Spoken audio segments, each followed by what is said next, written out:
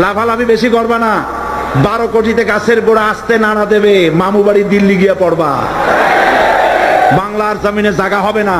এই চট্টগ্রাম থেকে স্বাধীনতার মহান ঘোষক প্রেসিডেন্ট জিয়াউর রহমান সাহেব দিয়েছিলেন, এই চট্টগ্রাম থেকেই ইসলামী রাষ্ট্রের ঘোষণা হবে।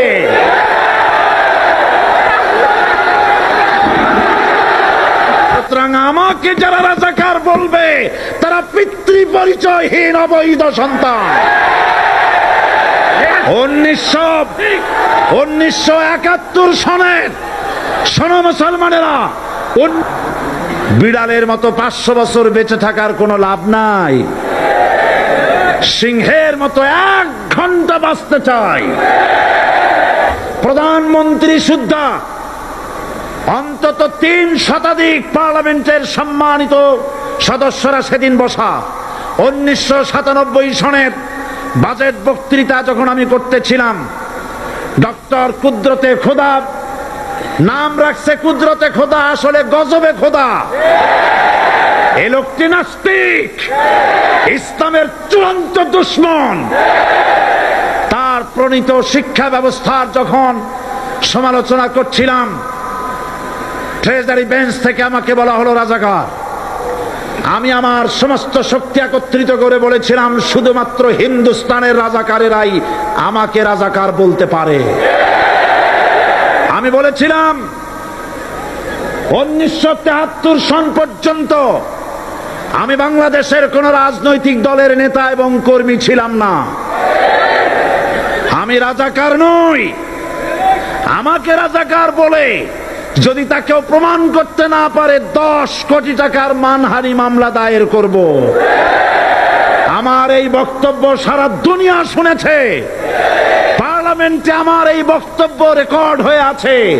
সেদিন 3 শতাধিক পার্লামেন্ট মেম্বারের কেউ আমার চ্যালেঞ্জ গ্রহণ করেন নাই। যে কোনো ব্যক্তি পার্লামেন্টে গিয়ে আমার বক্তৃতা দেখে আসতে পারেন। এরপরে 1997 সনের 7 অক্টোবর দৈনিক জনকণ্ঠ পত্রিকা যখন আমার বিরুদ্ধে লিখলো, সেই পত্রিকায় সাইদির ওপেন চ্যালেঞ্জ 8ম পাতা, 1997 7 অক্টোবর, এত বড় 2 কলামে হেডিং। সেখানে আমি বলেছি, বাংলাদেশের সকল সাংবাদিক, গোয়েন্দা বিভাগ, বাংলাদেশের সকল বুদ্ধিজীবীকে আমি আমার পিরোজপুরে আমন্ত্রণ করছি।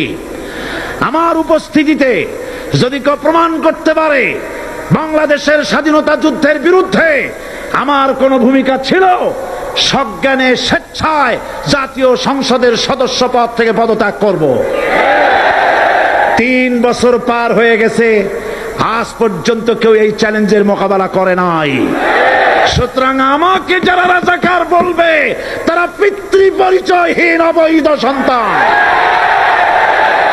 1971 সনের, শোনো মুসলমানেরা, 1971 সনের কোন কাদা সাইদির গায়ে লাগে নাই। আমাকে রাজাকার বলে জনগণ থেকে বিচ্ছিন্ন করবা, জনগণ থেকে আমারে বিচ্ছিন্ন করা যাবে না। কারণ এই জনগণ আমার জন্য আসে না, এই জনগণ আসে আল্লাহ কোরআনের জন্য।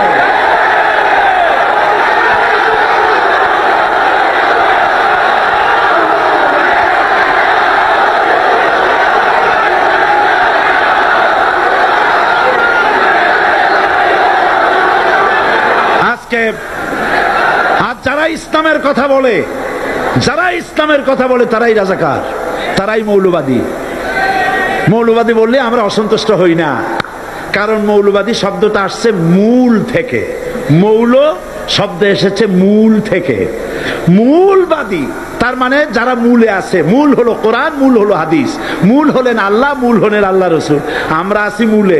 এখন বলেন তো, মূলের শক্তি বেশি না আগার শক্তি বেশি? আমাদের যারা মৌলবাদী বলে ওরা হলো আগাবাদী। মূলে আছে কত কোটি? 12 কোটি। মূলে আছে কত কোটি? আর আমাদের যারা মৌলবাদী বলে ওই থাকো গাছের আগায়, আমরা মূলে। লাফালাফি বেশি করবা না। 12 কোটিতে গাছের গোড়া আসতে নাড়া দেবে, মামু বাড়ি দিল্লি গিয়ে পড়বা, বাংলার জমিনে জায়গা হবে না। এ কথা বিশ্বাস করো। বাংলাদেশের মুসলমানদের শরীরে এক বিন্দু রক্ত থাকতে শয়তানের তৈরি করা ধর্মনিরপেক্ষ মতবাদ বাংলার জমিনে কায়েম হতে দেওয়া হবে না, হবে না।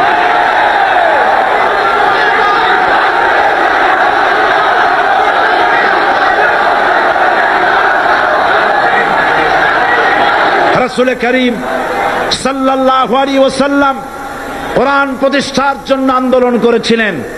আয়াতুল কুরসি আমাদের সে কথাই শিখেছে।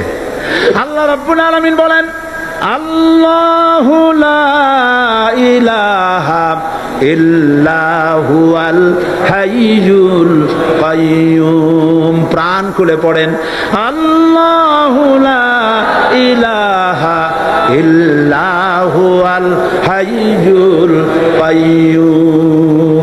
আল্লাহ হচ্ছেন তিনি যিনি ছাড়া কোনো ইলাহা নাই, আইনদাতা নাই, বিধানদাতা নাই। আমরা মানুষের তৈরি করা আইন মানি না। 12 কোটি মুসলমানের দেশে আইন তৈরি করবে মানুষ, আমরা মানব না। নির্বাচন ঐক্যবদ্ধভাবে হবে এবং কোরআন হবে, আল কোরআনের পার্লামেন্ট হবে বাংলাদেশে।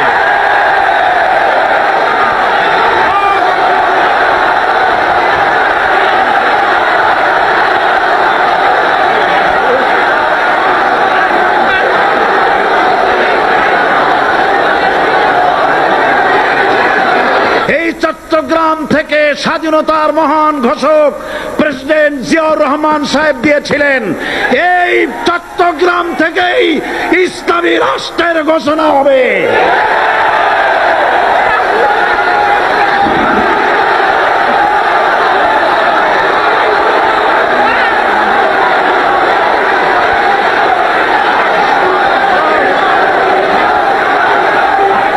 আমি আশাবাদী আপনারা অবশ্যই তা পারবেন।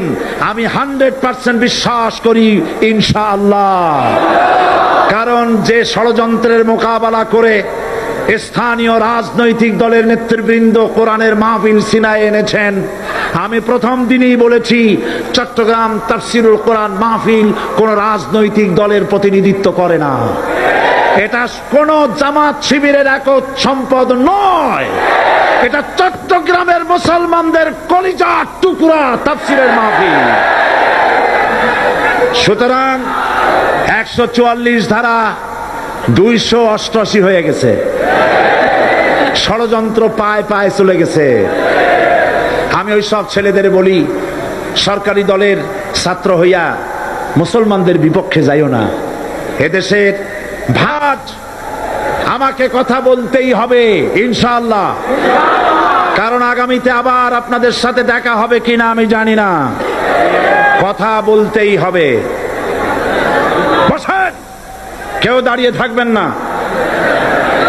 আমি দেখতে পাচ্ছি বাংলাদেশের ভাগ্য আকাশে উত্তর গগনে কালো মেঘ জমা হয়েছে, ঝড়ের পূর্বাভাস লক্ষ্য করছি। যদি মোকাবেলা করতে না পারেন সক্ষম ভাবে, এমন অন্ধকার গাঢ় কালো অমাবস্যার রাত আসতে পারে যার সুবে সাদেক হওয়া অসম্ভব। সুতরাং আপনারা কি কাপুরুষের মতো কাফের মুশরিকদের গোলামি করে মরতে চান? বিড়ালের মতো 500 বছর বেঁচে থাকার কোনো লাভ নাই। সিংহের মতো 1 ঘন্টা বাঁচতে চাই। আমাদেরকে বলা হয় সাম্প্রদায়িক উস্কানিমূলক কথা নাকি আমি বলি। পত্রপত্রিকা দিছে না তারা, সাম্প্রদায়িক উস্কানি কথা। সাম্প্রদায়িক উস্কানিমূলক কথা বলি, সেই জন্যই বোধহয় শত শত মুসলিম আমাদের কাছে এসে মুসলমান হয়। মানুষে আর বোকা বানানো যাবে না। যাবে কি? আর বোকা বানানো যাবে? তারপর বলছে কি, এরপরে বলছে আমাকে বলছে রাজাকার। শুনে রাখো চট্টগ্রামের লক্ষ লক্ষ জনতা, পার্লামেন্টে যখন আমাকে এই কথা বলা হয়েছিল, আমার পার্লামেন্টের কলিগ জাফরুল্লাহ চৌধুরী সাহেব বসে আছেন এখানে, হ্যাঁ জাফরুল ইসলাম চৌধুরী বসে আছেন পাশে।